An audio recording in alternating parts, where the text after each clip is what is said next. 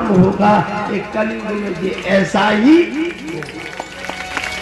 छोटे लोग अपने बड़ों की होड़ उनकी संगत विचारता कर रहे हैं और बड़े लोग उनके साथ रहकर अपने वर्चस्व, अपने धर्म को, अपने विचार को, लालच को, थोड़े से चीज को अपने आप बेच रहे हैं, इसलिए धर्म लिप्त हो रहा है। फिर पूछा कि बड़ा कुआं 4 कुओं को कैसे भर दिया और 4 बड़े को ना भर पाए। तो फिर कहा कि एक पिता 4 पुत्रों को पालते पालते बूढ़ा हो जाता है, पर 4 पुत्र अपने पिता को पालने के लिए हिस्सा बांट कर देते हैं।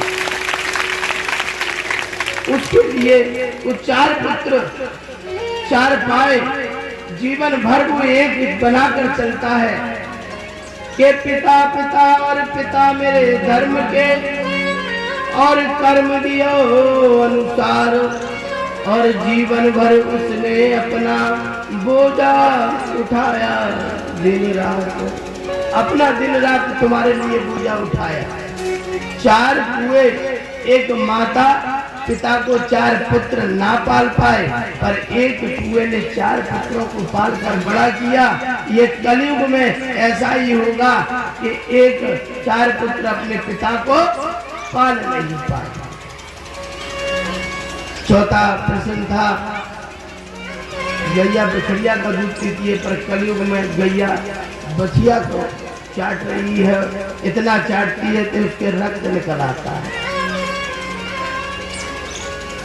कलयुग में जितने दहेज एक्ट, वेज एक्ट, विचार एक्ट और बहुओं का पैसा खा लिया, सब एक्ट, ये हो रहा है परमानेंट गवर्नमेंट का एक्ट। आज जितने आप केस देख रहे हैं, स्त्रियों का बच्ची का पैसा पिता ले लेता है और दहेज लगा देता है, और उसके अनुसार से ये कलयुग में आधे से आधा, ज्यादा से ज्यादा तलाक हो रहे हैं और ये विचार बिछड़ रहे हैं, और ये सबसे ज्यादा कलयुग में हो रही है। ये कलयुग के प्रमाण हैं। प्रमाण तो बहुत से हैं। कलयुग में त्रियाचर्य अनुसारी और अलग रहे घर से नारी। ये कलयुग में अंत के तीसरी घोषणा है। नारी कभी घर में रहना नहीं चाहिए, वो अलग परिवार से रहना चाहती है, कोई बंदिश नहीं चाहती है। ये कलयुग का प्रमाण है। सभी को नौकरी चाहिए, चाकरी चाहिए, पर किसी की घर में होशियारी चाहिए, पर आदमी में मर्यादा नहीं चाहिए। मर्यादा खत्म हो गई है।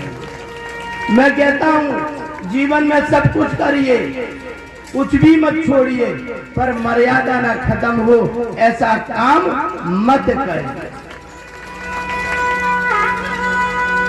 वेदों से पढ़कर वेदता मिली, वेदों से पढ़कर विद्वता वेदता मिली।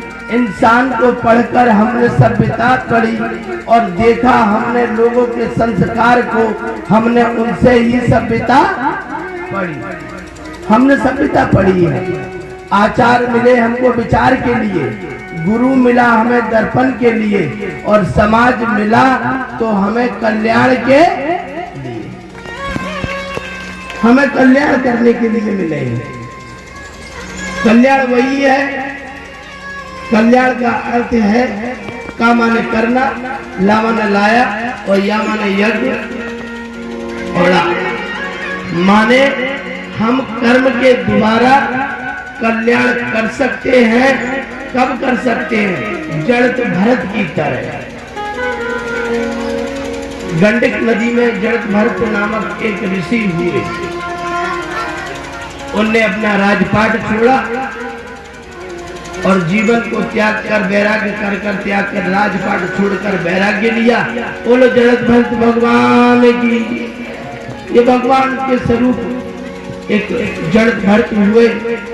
उनने तपस्या करी, तपस्या करके वन में रहने लगे।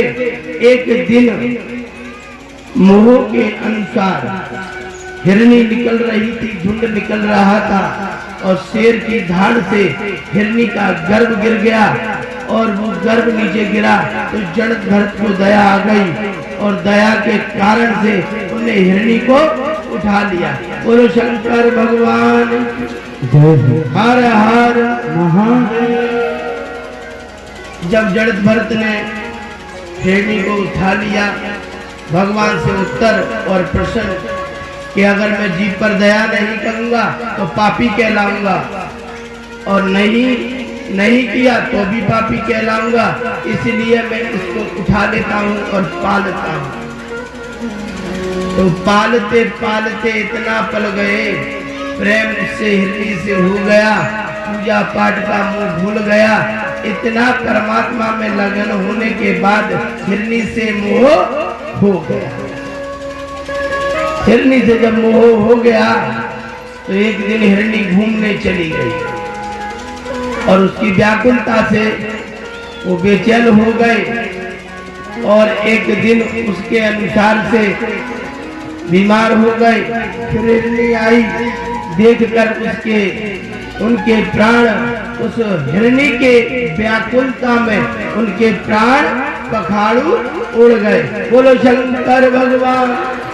जब उनके प्राण का जन्म मिला, क्या कहा है कि अंतमति सो गति सो चाहे अनुसार और अंत में प्रभु ध्यान करियो प्राण लीज भगवान।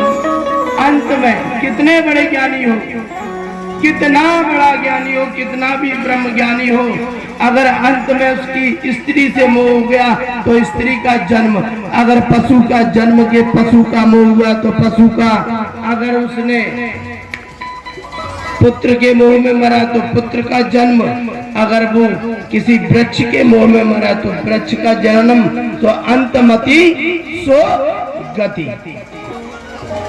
ये हमेशा जीवन में हमेशा ये याद रखना कि हे प्रभु तेरी शरणागति ना मिले पर तेरी दृष्टि मिल जाए, और तेरी दृष्टि ना मिले तो तेरा मंत्र ही मिल जाए, और तेरा मंत्र भी ना मिले तो तेरा दर्पण ही मिल जाए, अगर तेरा ये भी ना मिले तो भक्ति का अंश भी मिल जाए, और ये भी ना मिले हे प्रभु तो अंत समय पे ऐसी जगह जलाना कि तेरे दर्शन से नहीं तेरे।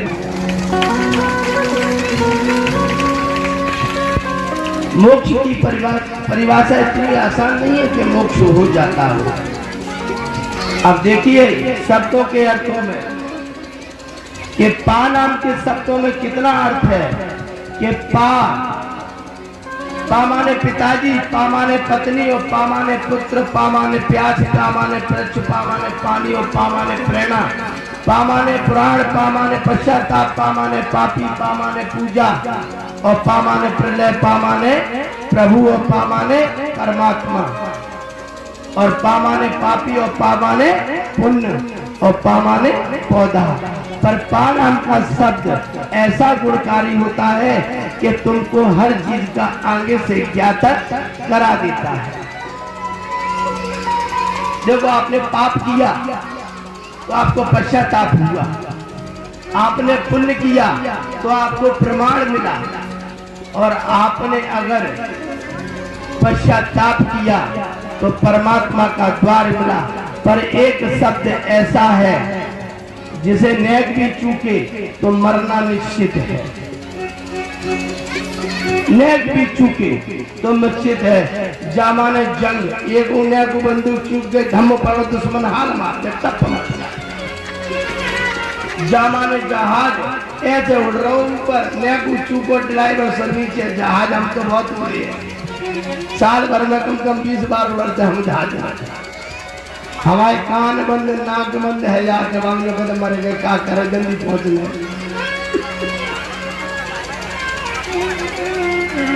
जामाने जहर, अगर सही समय पर सही ट्रीटमेंट है तो ठीक है, बल्ला जय सीताराम। जामाने जमान ये बड़ी बेकार, सही रही तो ठीक है, नए को टेढ़ी है तो महाभारत करा देगी। बोलो सत्यनारायण भगवान।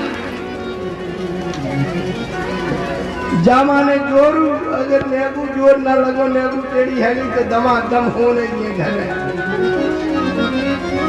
जा माने जमीन, अगर अतकी है गई तो पूरी हमारी है, जा में टूड़ा मत गाड़ दियो, सारे हाल उड़ा देंगे। और जमींदारी ज्यादा है गई तो बाबा है गई। जा माने शब्द जहाज, और एक ऐसा शब्द है जिसके मानने से भी और करने से भी मोक्ष प्राप्त हो जाता है। माँ माने मंदिर, माँ माने माँ के अंदर मंदिर, माँ माने मोक्ष, और माँ माने मोमबत्ती, और माँ माने मौत, माँ माने मदद, माँ माने मस्ती, भगवान की मस्ती। माँ शब्द ऐसा है जो जीवन के चरित्र का वर्णन कराता है और अनुकरण। और एक शब्द तो ऐसा है कि जीवन में जान लिया तो सब कुछ प्राप्त हो जाता है, और जानने के बाद कुछ नहीं मिलता है।